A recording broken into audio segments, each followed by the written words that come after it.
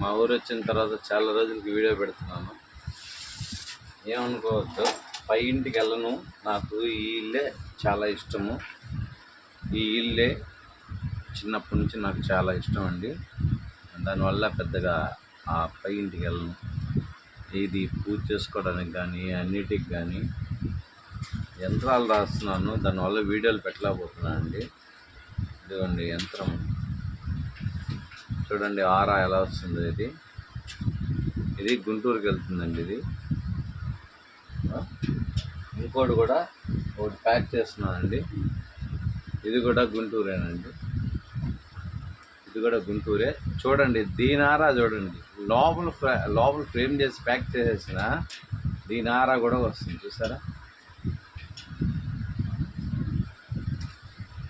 ఇదిగోండి ఆంజనేయ స్వామి. ఇది మామూలుగా నేను బొట్లు పైన ఇక్కడ వరకే పెడతాను, గంధంతో పెడతాను. కానీ ఈరోజు శుక్రవారం అని చెప్పేసి కుంకుమతో పెట్టాను. సరేనా అండి? అదే చేసుకుంటూ వస్తున్నాను. రాశాను, ప్రస్తుతానికి పూర్తి అయిపోయింది. మీకు చూపిద్దాం ఒకసారి అని చెప్పేసి. చాలా రోజులైంది కదా వీడియో. ఈ రేకు అయ్యేంత వరకు కొంచెం గట్టిగానే కూర్చోవాలండి. ఎందుకంటే ఇది కొంచెం బలమైన యంత్రం. ఇది మీరు అనుకున్నట్టు నేను అనుకున్నట్టు మామూలు యంత్రం కాదు, చాలా శక్తివంతమైంది.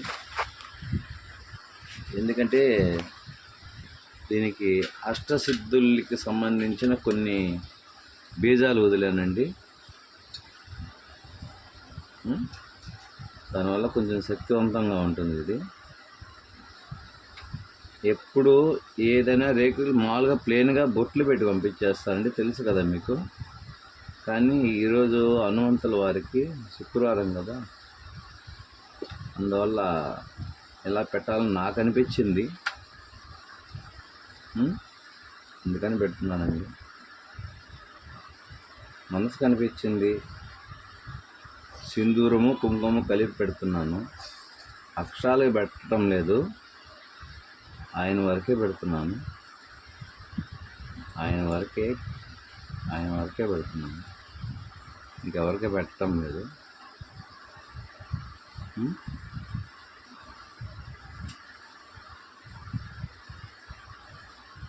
కిరీటాలు అవి కనపడకపోయినా పర్వాలేదండి. ఆయన ఉంటే సరేలే, నాకు కనపడటం లేదు, నువ్వు అడ్డం ఉంటుంది. ఆయన కనపడితే చాలండి, అదే 10,000.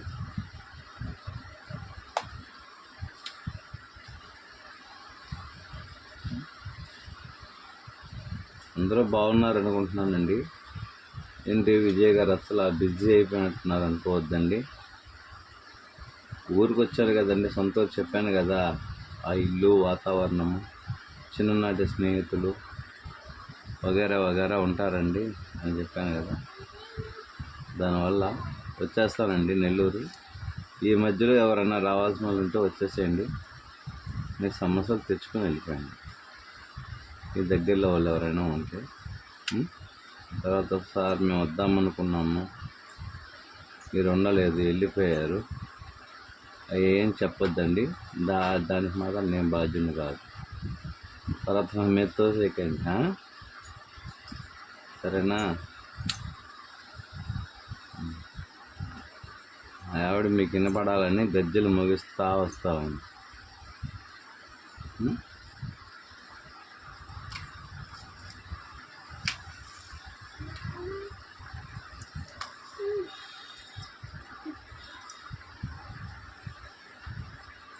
హనుమంతుల వారు కదండి, కొంచెం నిష్ఠగా ఉండాలి.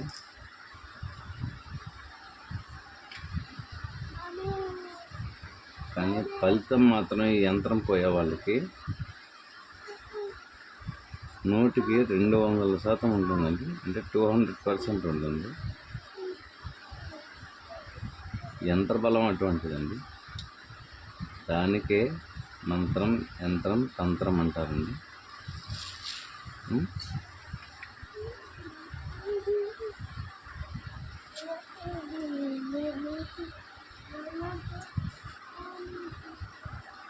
మామూలుగా అయితే ఇంత ఓపికగా ఇలా పెట్టి అంత చేసి పంపించనండి. ఏంటో మనసుకు అనిపించింది, ఇది ఒక అమ్మాయికి వెళ్ళాలి, ఇంట్లో పూజ చేసుకోవడానికి హనుమంతు యంత్రం రాసిస్తారని అడిగింది. మా హనుమంతుడు అంటే నాకు చాలా ఇష్టం తల్లి, రాసిస్తాను అని చెప్పాను. మాట ఇచ్చాను కదండి, మరి ఇవ్వాలి కదా. అది విషయం. వీడియో పెట్టట్లేదు, మీ ఫేస్ చూడటం లేదు అంటున్నారు. వీడియోలు పెట్టడానికి ఊరు వచ్చాను కదండి, నెల్లూరు అయితే నాకు ఇబ్బంది లేదండి ఇక్కడ వీడియోలు పెట్టడానికి.